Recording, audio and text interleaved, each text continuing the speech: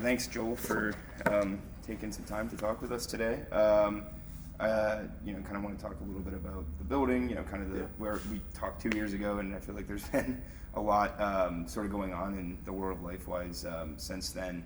But I guess kind of to start, tell me a little bit about this facility, where this facility is going to take LifeWise. What kind of got a little bit of a look around. I mean, it's pretty large, and even this room is very large. So tell me a little bit about that, and where LifeWise, this building can take LifeWise.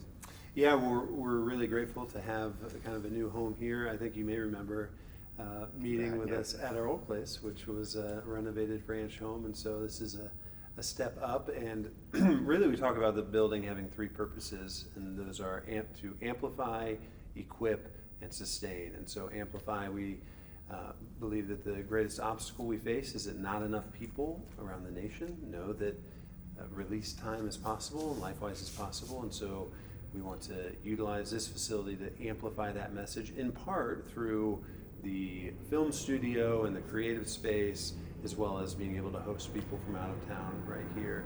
Equip, we want to equip local leaders around the country. We have boot camps where new leaders come and they spend a couple days with us. Just last week we had our first boot camp here.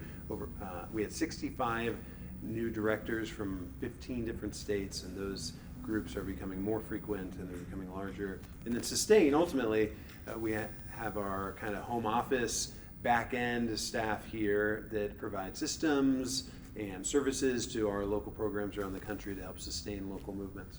Yeah, and I mean, this feels like it's like kind of like almost like a forever home, right? Or is that where your hope is, maybe, that this will be, the long-term headquarters of the organization? Well, we certainly don't have any plans to leave here, and certainly not anytime soon. However, we do want to pursue serving every school district, every school building, making Bible education available to every public school student across the nation. And so at that scale, we would surely need additional space, but hopefully it wouldn't be in place of this, it would be in addition to. Of course, that's down the road.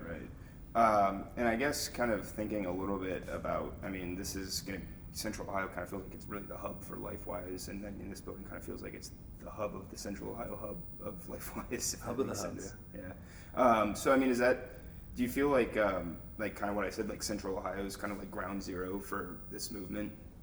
You could think of it in that way, because we are based here, and our what we call our support center has been here. You could also think of Northwest Ohio as a key geography as well, because that's technically where we launched our very first program in Ayersville, Ohio. That's where the program that inspired the start of LifeWise is. And so if you were to look at pins on a map, you'd see that Central Ohio, you have LifeWise really in nearly every school district, and you'd see the same type of thing in Northwest Ohio. Yeah. And I guess you kind of mentioned a group that inspired LifeWise, kind of growing, and as the religious release education has exploded in popularity, is something like a competitive group or a group that offers a similar service to LifeWise, is that something you welcome, or is that something that you see as competition? I think we would certainly welcome it. I mean, there are other groups out there. I mean, for decades, there's been other groups, other Christian groups, there's been groups from other religions utilizing release time. LifeWise, we did start LifeWise because we thought more and more communities needed something like this. But if there's another group that's doing it and doing it, reaching students with the Bible, then we celebrate that. Yeah, and I mean, one of the things obviously, like, local groups need to raise money to get the interest. I think one of the things that I've heard is that in underserved, maybe lower income communities, it might be more challenging.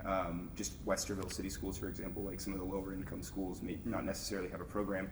I mean, is that something that that you or other folks in kind of LifeWise are looking at, maybe like equitability of making sure that if a school can't raise the money themselves, but they're still interested in the program, that's something that can be accomplished?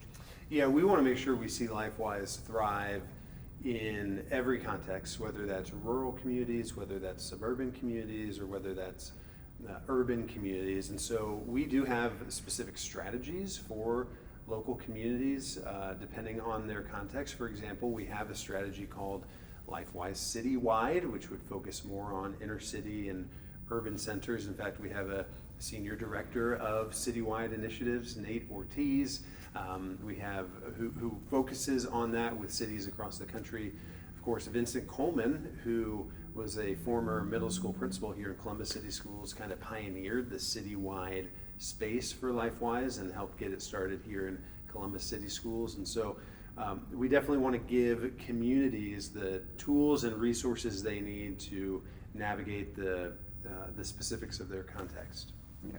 Could you tell me a little bit about kind of like, give me an understanding of the level of growth that LifeWise has had kind of locally, Ohio, Franklin County even, and then more broadly, like nationally, like kind of just in the ballpark numbers of Well, we started in 2019 with 2 programs just in Ohio, serving 2 schools, and we set a goal to serve 25 schools by 2025. That was our big goal. We set that goal in 2020.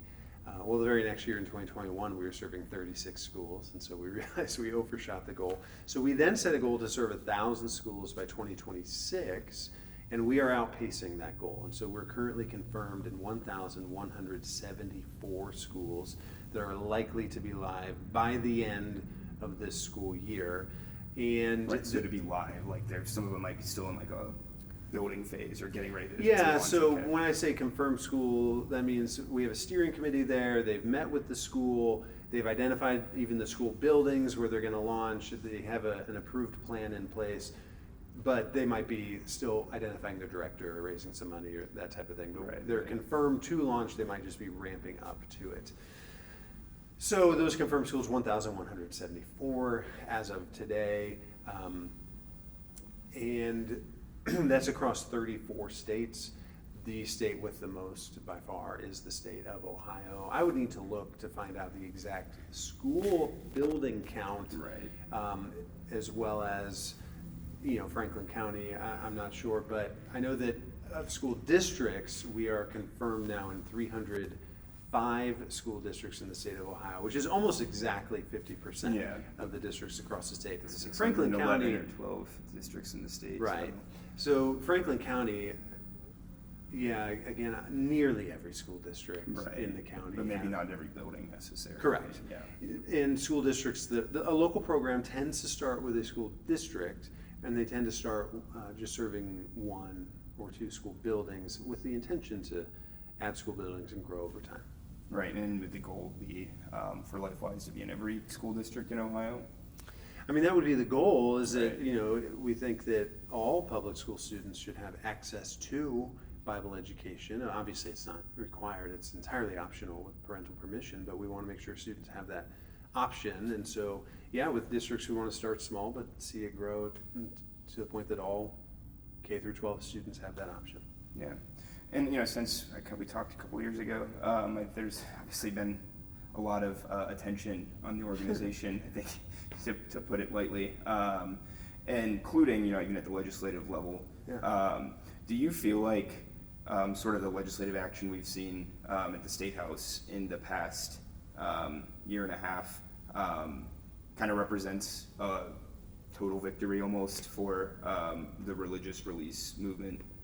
Well, I think it represents the right thing, meaning it simply gives parents the ultimate say whether or not their child can receive religious instruction. I think it was unfortunate, and I don't think it was right when parents could be denied that access. And so I think that the legislature has done the right thing. And I think they did the thing that represents what most people want, most families want. Nearly everyone I talk to thinks that's the type of decision that's best made by parents. And so I think the legislature was responding to voters, they're responding to what parents around the state want, and they were ultimately trying to do the right thing. And I don't think it would be unfair to say that the organization has been controversial. Just even thinking about the story out of Grandview last week that I'd written, I don't know if you'd seen that, with the booster group returning a donation from the local chapter. I mean, what would you say to people who kind of have been mobilizing against the organization, whether that's at their local school board or even at the state house or online, etc. Yeah, what would I say to them? Yeah. Yeah, I think I would want to encourage anyone who might be opposed to these efforts to consider what they are. I mean, usually when I am able to chat with people, when we can discuss with clarity that, hey, this is entirely optional, this is off-school property, this doesn't use public funds. I think when people see with clarity those details, that most people see it as a positive thing. That those that would still be opposed are very few. Oftentimes there's just misconceptions. People might say something about the separation of church and state, to which I want to quickly say the students are physically separated from the state school. The dollars are separate from state dollars. It's all separate from state compulsion. It is a great manifestation of the separation of church and state. And again, I think that the vast majority of people see it that way. There's there are a number of people that, for whatever reason, want to put religion far away from the public square and marginalize it as much as possible. But I don't think that's most people. And I guess I think one of the concerns that I feel like I hear whenever I'm covering this, or when I see go to a board meeting, or maybe not anymore, but is that kids are being religiously indoctrinated, or that they're being taught things that they're going to come back to school and proselytize, etc. What would you say to that? What would you say to folks who are concerned maybe about that element of it, is that kids are going to come back and maybe try and recruit more kids?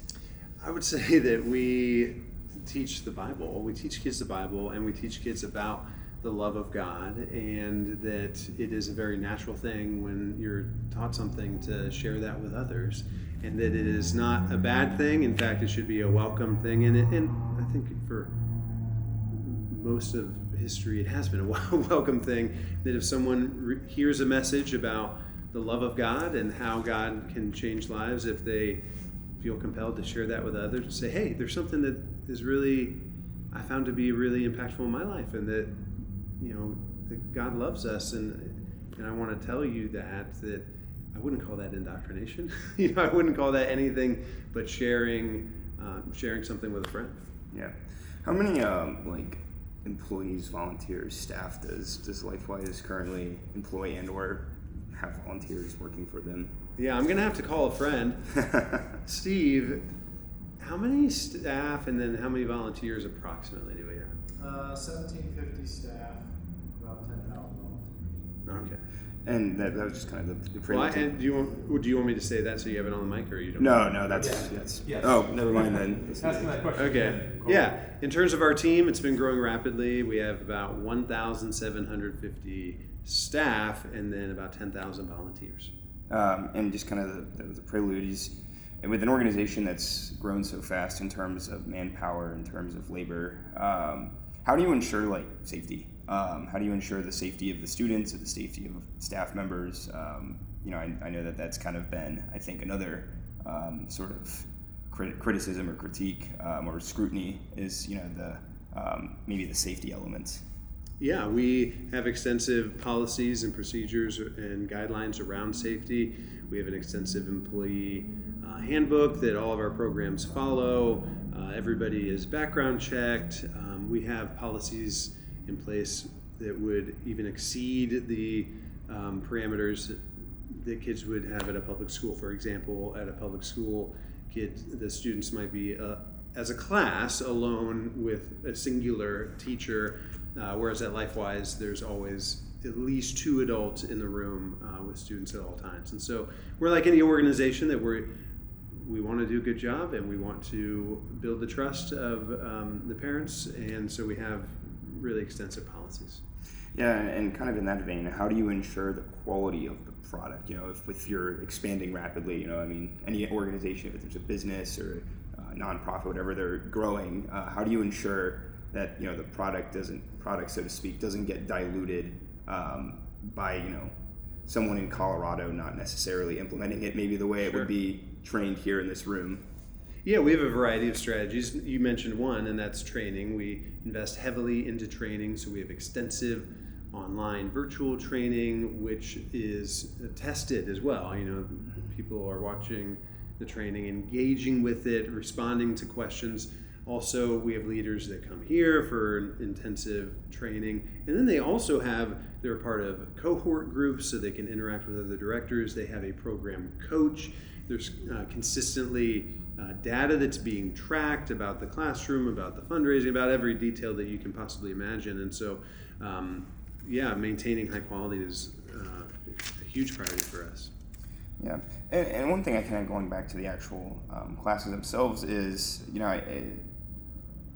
if it's happening during lunch, right, or if it's happening during, I think in a lot of the districts say, it can only happen during lunch. Yeah. How do you ensure that there's no disruption for the public school itself during the school day?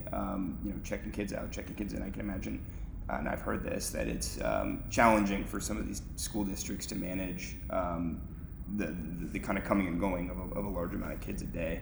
How do you work with districts? How do you encourage local leaders of LifeWise to work with districts to kind of reduce that any potential disruptions? Yeah, we work. I think you said it. We work directly with the districts to arrange a schedule that is not disruptive, that is smooth, and now we're doing it in hundreds and hundreds of schools across the nation, and so.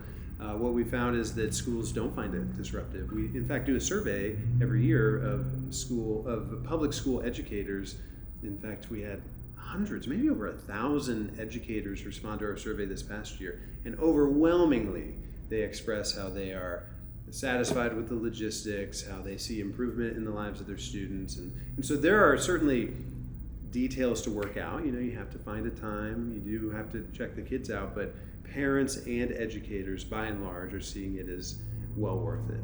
Yeah, and this is a question I think you might have answered a little bit earlier, but I just wanted to ask, is do you anticipate or do you hope that any point down the line, like there's a situation or a scenario where like a LifeWise program could operate inside the school or in a way that is like on the school property? The LifeWise Academy is by definition a release time program, or is a release time program, which by definition is off school property. And so we're committed to, off school property, privately funded, and with parental permission. Yeah, and kind of what are you hoping is next for the organization? Like like a 5-year vision, 10-year vision? What are you hoping sort of kind of now that this building is completed in that sort of essence, what's next for LifeWise? Yeah, well, we would want to simply continue to amplify the message to let people around the country know that this is possible. What we find is that when communities realize that it is possible, that they tend to get very excited, they get involved. That's why we're growing so quickly, and so we would want to see the same thing continue. We know there's 13,000 school districts nationwide. There's 90,000 school buildings. There's 50 million public school students, and we want to do everything we can to make Bible education available to them. And outside of Ohio, is LifeWise running into like any sort of, maybe in Ohio they've passed their law, but is there any other states where maybe the state legislature doesn't have an appetite to sort of implement a mandated policy law? State laws do vary from state to state. In the past 18 months-ish, maybe it's 20 months now, we've seen 7 states either pass legislation or update their legislation to strengthen their legislation. Ohio would be one of those 7 states. And so we are actively engaged, as you can imagine, with people to some extent, communities to some extent in all 50 states. And so we're just working to navigate and understand how all those state laws vary. And kind of like on the federal level, you're hoping that there's any sort of like federal action on this, whether that's through the administration or from the Congress, that would sort of make this more accessible? We're not aware of any actions going on like that. We would I mean, frankly, anything that can further strengthen religious liberties for families, and particularly parents having the ability to choose religious instruction for their students, we think is a good thing. Yeah. But yeah, so I think that, recently in the 2-year budget, the state passed a law or updated the existing policy regarding take home or take back to school materials. Yeah. And I know that just even tonight, CCS and is going to be looking at updating their policy to comply with state law.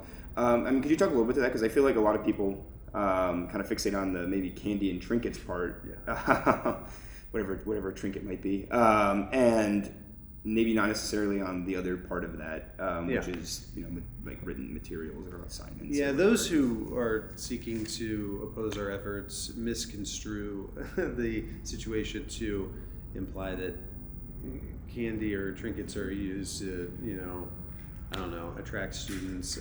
When in fact, we work closely with the schools, and if a school requests no candy, we don't do candy. If a school requests no trinkets, we don't do that. What is problematic is if a school wants to prohibit students from taking like their worksheets home with them or Bibles home with them. We think that it steps on the toes of parents if they sign up their child to go to this Bible education program and they complete a worksheet on, let's say, the life of Moses, but then they're not allowed to take it home and show their parents what they've worked on, or if they're given a Bible, which is really their textbook for that program, but they're not allowed to take it home. That's problematic, and in fact, I know that is what the legislature was addressing. Yeah, coming to the last big kind of conceptual question here is, what do you think that the biggest misunderstanding or the biggest thing that people misconstrue about what this program is actually? I know obviously you kind of alluded to the not on school property, privately funded, etc. But what do you think like the biggest material thing that people misunderstand about LifeWise is? That's a good question.